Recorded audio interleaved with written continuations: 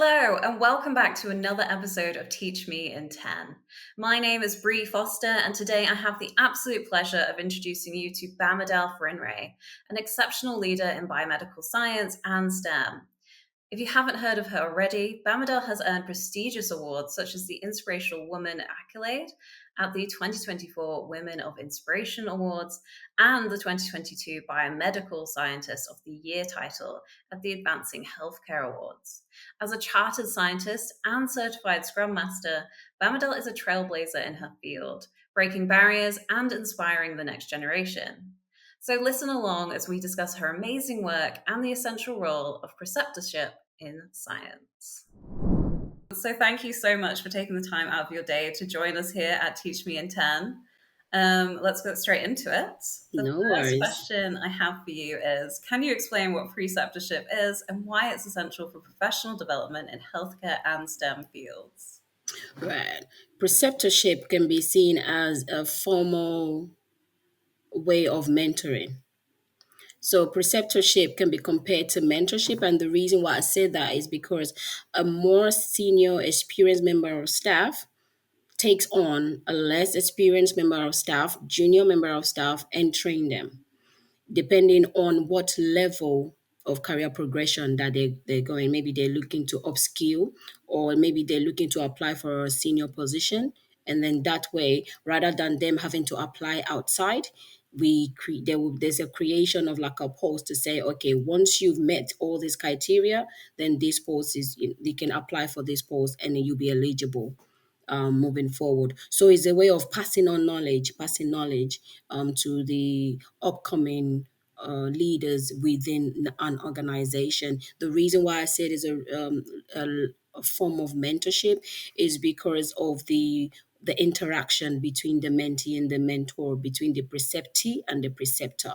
So the preceptor is the one that has all the skills, that has the relevant um, information, and the expertise that the preceptee requires.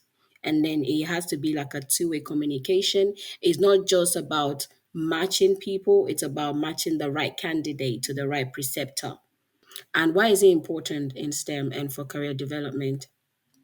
As we know, workforce development is really important.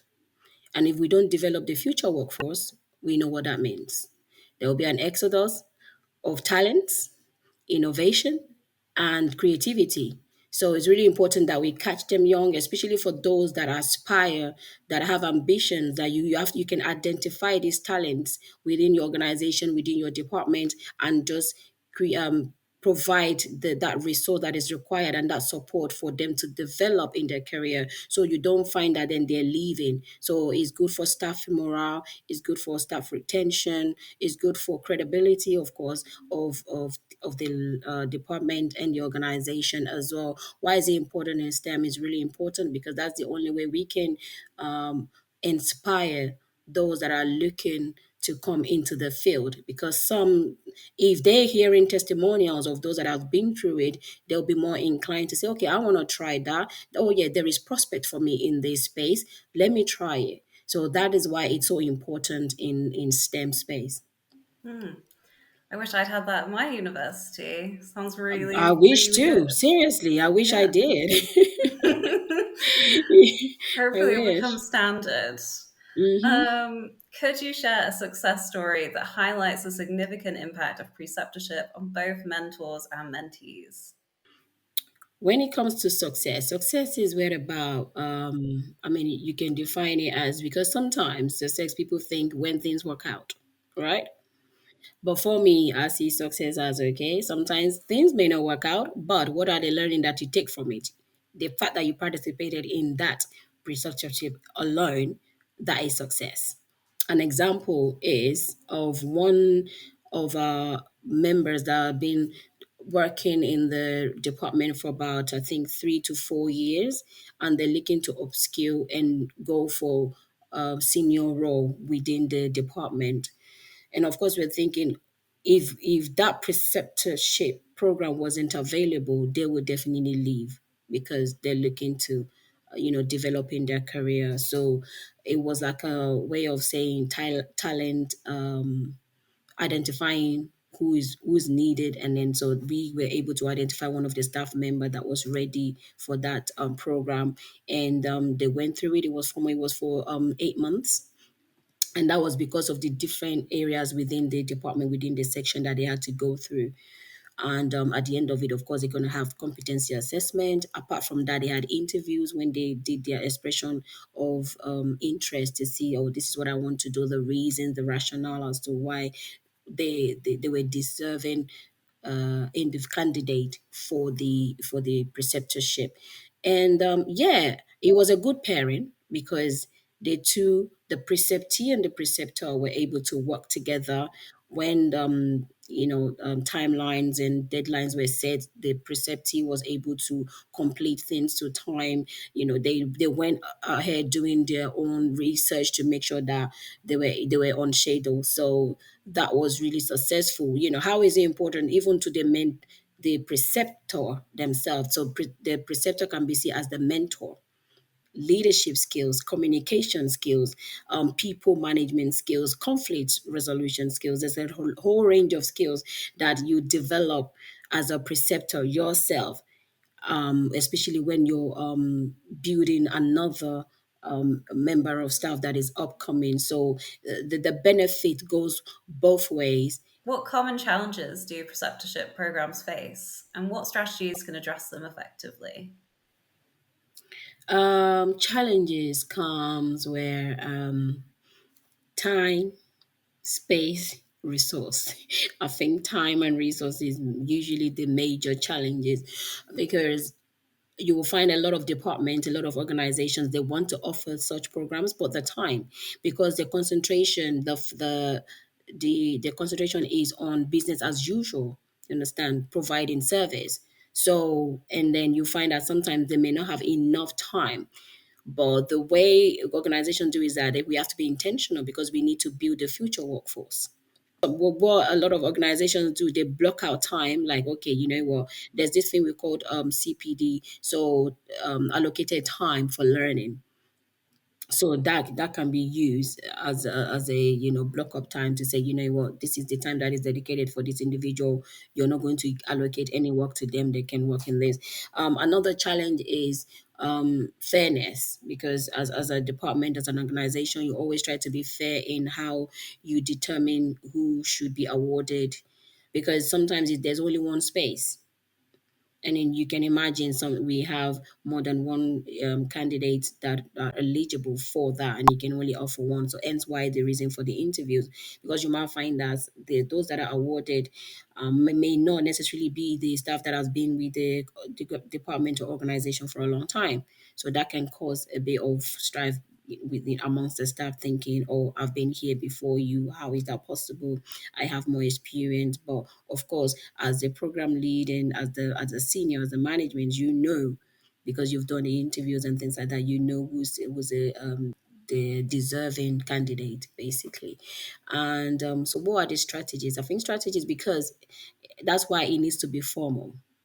Yeah. So the strategies is identifying the pipeline, basically.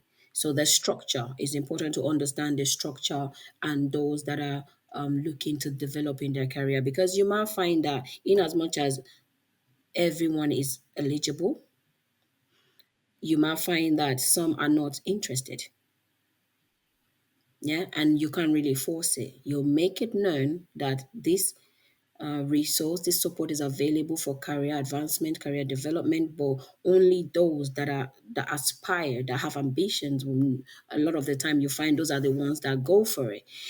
A lot of the time, also, is like strategy employed is speaking to the staff, because when you do staff survey, and then you ask them the questions, you find that they tell you what they feel would work or would not work, and allocating specific resource, time, and budget is another strategy that is really important, because when they know that that is available, then they're more inclined to say, okay, we're going to dedicate this resource to this preceptorship, and I find that that works. And another thing is when it's cascaded, from top to bottom as well. Top to bottom leadership, where it's not the junior staff members thinking, oh, we need this, and then the senior leaders are saying, oh, but we don't have the time. We don't. So it's just identifying and knowing that, look, it's good for staff retention, it's good for staff and morale, it's good for credibility and the culture of the organization as well, because definitely you will find employees who are happy in their job, who feel like there's progression in their job. They will tell other people, say, my organization, my department is a good place to come and work, and encourage others to come in. No, yeah, culture is super important, which leads us on to our last question.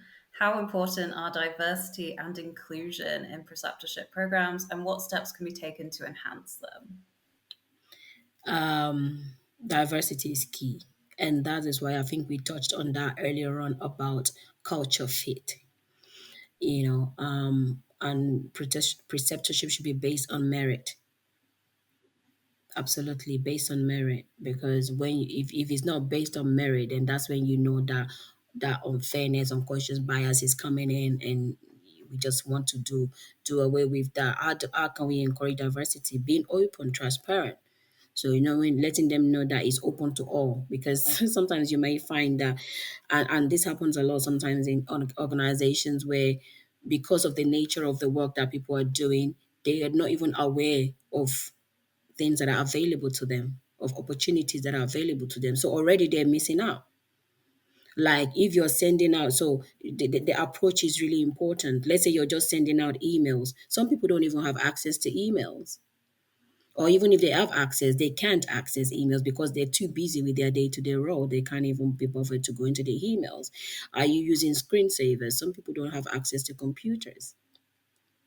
What means of communication are you using? Word of mouth, huddles, meetings. How is this information being cast? Newsletters, billboards. Like you have boards for them to be able to put information, newsletters, so that everywhere is aware. They can't say, and then you won't have a situation where some of don't mind, don't get me wrong, some staff members will still say they don't know about it, but at least that open, that transparency is there. So that's where I feel diversity, and those that are choosing it as well. How diverse is the team? The panel, that when it comes to the interview, how diverse is the team that is uh, carrying out the interview and selecting candidates? How are they? How are the candidates being polled? Like I said, let it all be based on merit. Is it from information from like PDR? You've got documentation to prove the need for that. Yeah, no, thank you so much. That was a great talk. I've really enjoyed listening to you. Thank you Thank so you. much for your time today. Thank Yes. you for having me. I hope we've been able to touch on the importance of preceptorship, and people have a better understanding, and they can look into it. And what I think, on a last note, I would say, like, to anybody listening, individuals, staff members, employees, go and find out what it is about in your organization, what is available, opportunities that are available, and speak about it. Even if they don't have it, oh, I heard this, there's something called preceptorship. Do we have it? How can we go about it? Speak out, and yeah, you never know. You might be the one to introduce it into your department or organization. Thank you for tuning in. If you enjoyed this talk and are interested to hear more from Bamidele, please come to our Modern Lab Leader Talk on the 14th of August at 8 a.m. Pacific Time. Here, Bamidele and 4 other prestigious names in science and healthcare will provide practical tips and guidance for current and aspiring lab managers. Looking forward to seeing you there.